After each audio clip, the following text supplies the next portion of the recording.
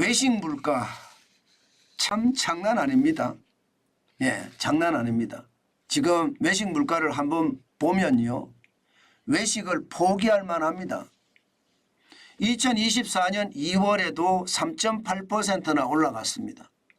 이 3.8%라는 수치 전체 소비자 물가 상승률 평균이 여러분 3.1%거든요.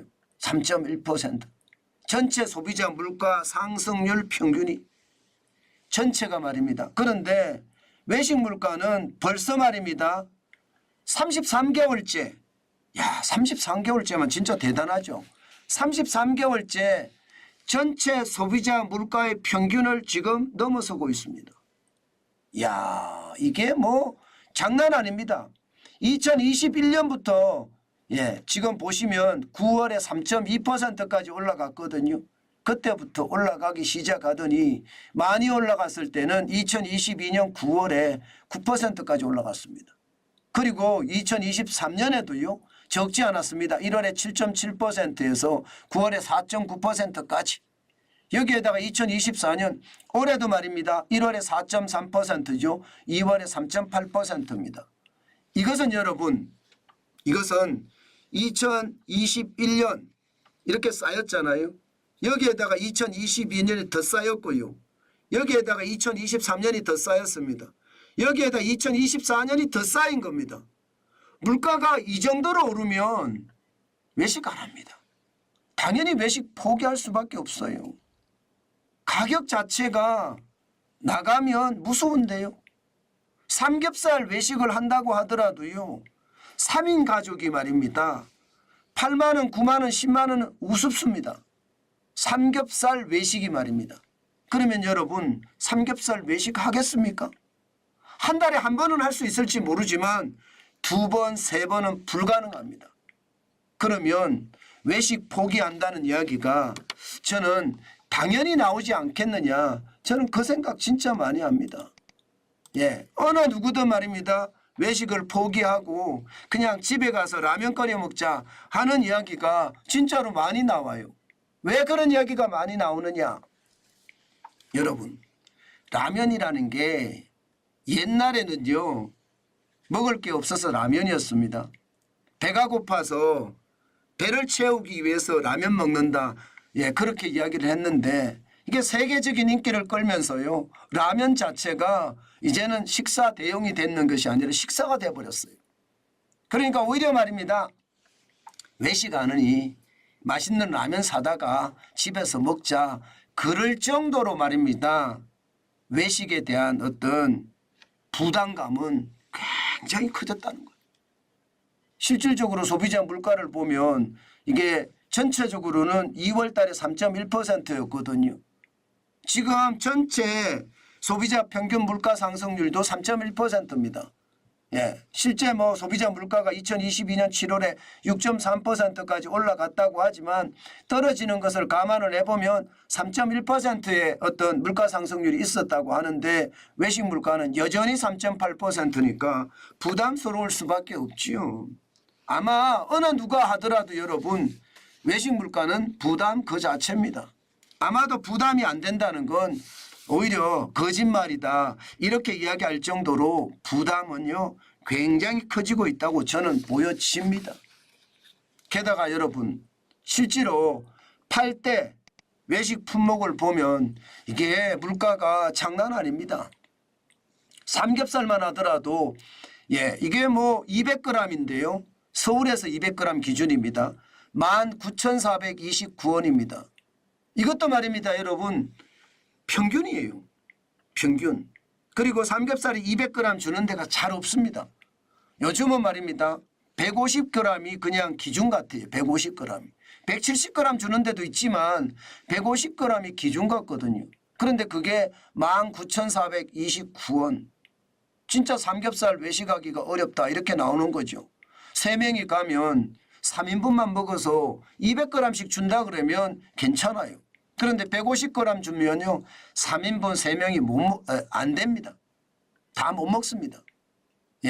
그러면 적어도 3인분이 아니라 5인분을 시키면 이건 개념이 달라지는 거거든요. 5인분은 시켜야 되더라고요. 저도 먹어보면. 그러면 외식이 얼마나 비싸졌는지 보이시죠? 김밥도 말입니다. 한 줄에 3,323원이니 이게 뭐 장난 아니죠. 자장면은 더 합니다. 자장면은 7,069원이에요. 7,069원. 뭐 삼계탕은 16,846원. 뭐 삼계탕은 그러려니 합니다. 예, 그렇지만 비빔밥도 10,000원이 넘어섰고요. 냉면은 11,308원이에요. 김치찌개도 8,000원이고요. 칼국수도 8,962원입니다. 그러니 외식 포기한다는 이야기가 당연히 저는 쉽게 나온다. 그 얘기를 여러분께 말씀을 드릴 수가 있을 것 같아요. 참 요즘 외식하기 장난 아니에요. 외식이 이렇게 올라가는 이유가 있잖아요. 뭐 인건비 차치하고라도요. 지금 외식을 하려고 치면요. 가장 심각한 게 이게 신선식품에 대한 물가가 천정부지입니다. 뭐 사과든 배든 귤이든 토마토든 배추든 뭐 대파든 이 신선식품이 워낙 많이 올라가기 때문에 외식업체를 운영하는 사람들도요. 요즘 같을 때는 미친다고 합니다. 가격을 더 올리고 싶어도 못 올린 경우도 많고요. 또 올려놓고도요. 야, 이 가격에 누가 여기 와서 밥을 먹겠나 이렇게 스스로 이야기하는 적도 있다고 합니다. 그렇게 올리지 않으면 뭐 이익이 안 나니까. 이익이 안 나면 망할 수밖에 없잖아요. 그러니까 이게 외식업체를 운영하는 사람들도 손님이 안 와서 지금 위험하고요. 외식을 하려는 사람들도 가격이 비싸서 못하는 거예요.